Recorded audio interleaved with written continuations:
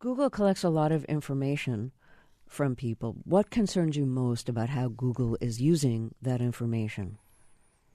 I'm the most concerned that we end up in a situation where everything is known about you, and so therefore, not only Google, but Google, Facebook, Twitter, the whole set of companies essentially knows all your weaknesses and therefore how to manipulate you in subtle ways in order to have you do things you might not otherwise do. In other words, I'm concerned with our autonomy.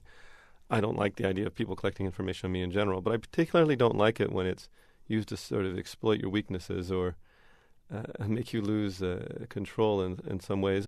It just gets into that zone of autonomy or privacy where you feel a sense of freedom to be who you want to be. And I'm afraid when too many people know too much about you, it actually makes us all a lot more boring because you're afraid to express yourself. This is something I think has really changed. So the internet, 10 or 15 years ago, sort of felt like the Wild West. You could go out there and do anything and search for things and, find out about stuff. Now, always in the back of my mind, whether it's email or whatever else, it's like, well, is this going to show up somewhere?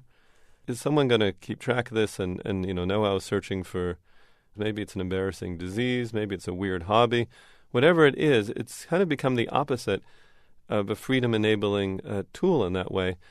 Because when you're being watched, you behave a lot differently. I think all of us are like that. And so I'm kind of concerned that the combined effect, not only Google, all these companies, is kind of to make us more boring. And that seems the opposite of what this medium was supposed to be.